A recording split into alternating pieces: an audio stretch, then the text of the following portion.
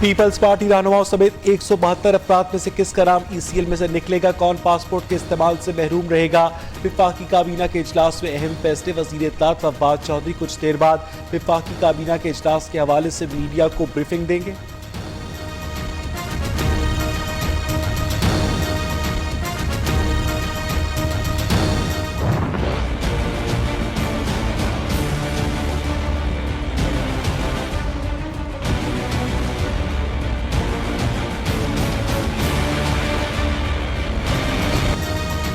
अल Azizia flagship references के फैसलों के खिलाफ नैब अपीलों पर रजिस्ट्रार ऑफिस के इतराजात दूर हो गए। अपीलें समाअत के लिए मंजूर। अल अजीजिया रेफरेंस में नवाज शरीफ की सजा के खिलाफ अपील भी समाअत के लिए मुकर्रर। इस्लामाबाद हाई कोर्ट का 2 रुकनी बेंच 21 जनवरी को समाअत करेगा।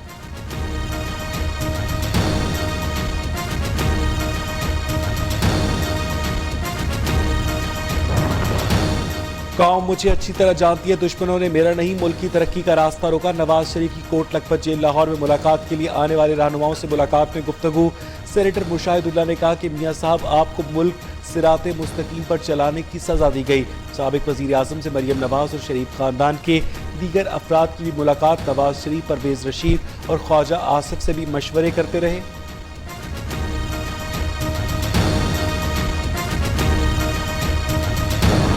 शवाहिद हमें हासिल हुए हैं, कुछ ऐसे सबूत हमें मिले हैं जिनके तहत अब हमने ये फैसला किया है कि इस केस को हम सुप्रीम कोर्ट ऑफ पाकिस्तान लेकर जाएंगे। पीटीआई रहनुमा खुर्रम शेर जमान ने आसिफ जरदारी की नाअहली के लिए दरखास्त वापस ले ली। खुर्रम शेर जमान का कहना है कि साबिक सदर के खिलाफ सुप्रीम कोर्ट जाना चाहता हूँ। ऐसे शवाहिद मिल गए हैं जो सिर्फ आला फोरम पर पेश करेंगे।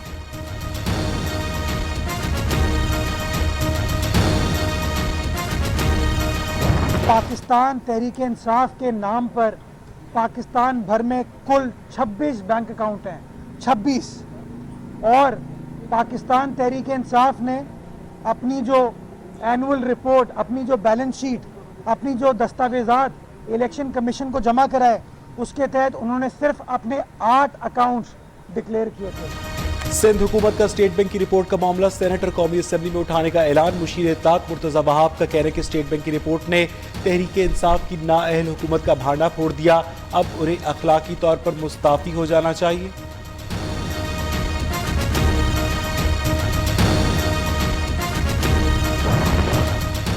गैर कानूनी असासों का इल्जाम। पीपी रहनुमाओं और बाब आलमगीर और आसमा आलमगीर पर फर्द जुर्म आयद। पेशावर की एहतसाब अदालत में पेशी के बाद मीडिया से गुफ्तगू में आसमा आलमगीर ने कहा उनके खिलाफ मन घड़त केस को रेफरेंस के लिए मंजूर कर लिया गया।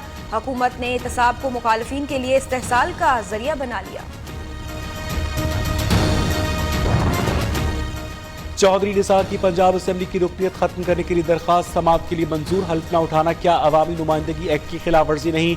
लाहौर हाईकोर्ट रावलपिंडी बेंच का इलेक्शन कमीशन को नोटिस। 15 रोज में रिपोर्ट देने का हुक्म।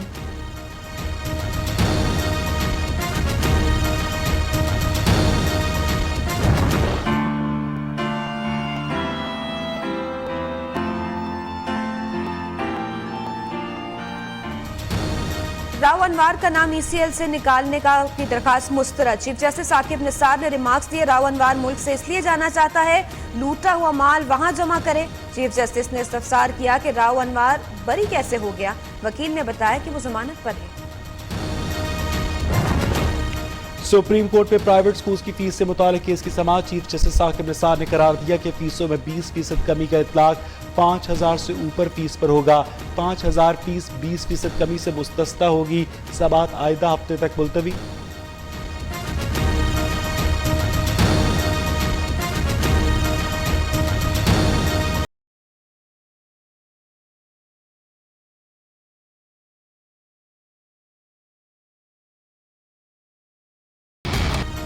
कराची में स्कूल वैन चलता फिरता बम बन गई। जिले इंतजामिया ने सीएनजी और एलपीजी सिलेंडर्स के खिलाफ क्रैकडाउन शुरू किया तो ट्रांसपोर्टर्स ने हड़ताल कर दी। बच्चों का तालीमी नुकसान, वालिदैन परेशान।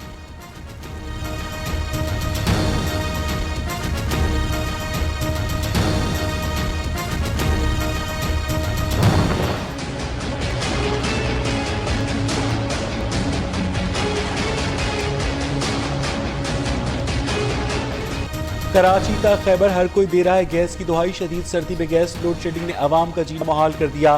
कराची और मुल्तान समेत कई शहरों में शहरियों का पारा हाई सड़कों पर निकला है।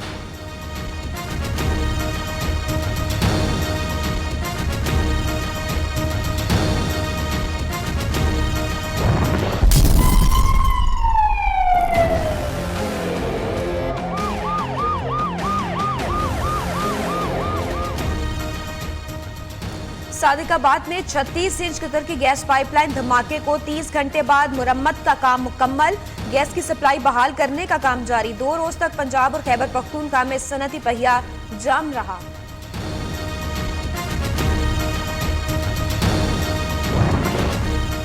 कराची में मिसमार की गई तजावुजात का मलबा मौत बांटने लगा। कोरंगी में कचरा चुनने वाला अफगानी बच्चा मलबे से सरिया निकालते हुए छत का टुकड़ा गिरने से जा भाग। इलाके में 2 रोज पहले तजावुजात के खिलाफ ऑपरेशन में कई दुकानें मिसमार की गई थी।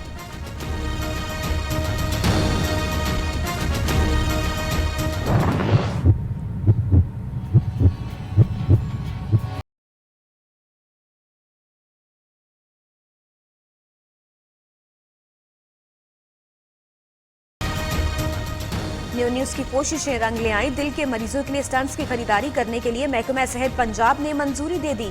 सरकारी अस्पतालों के एमएस साहिबान स्टंट्स खरीद सकेंगे।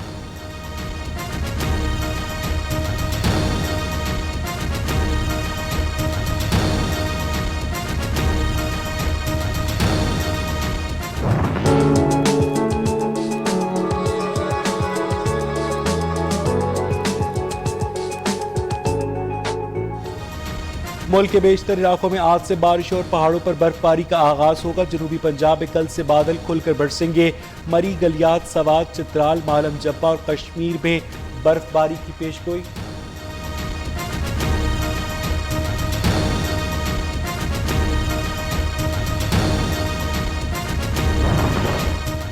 दुनियाई फुटबॉल के 2 बड़े नाम कराची पहुंच गए। ब्राजील के स्ट्राइकर काका पुर्तगाल के फीको चार्टर्ड तैयारे से कराची पहुंचे। एयरपोर्ट सिक्योरिटी के सख्त इंतजाम।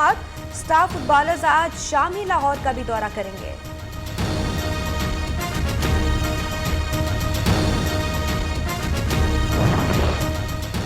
बरतानवी ऐवान नुमाइंदगान में थरीसा में को एक और शिकस्त। हाउस ऑफ कॉमन्स ने ब्रेक्जिट मुआहदे की नाकामी की सूरत में हुकूमत को मुतबादिल मंसूबा पेश करने के लिए मोहलत 21 दिनों से कम करके 3 दिन तक महदूद कर दी।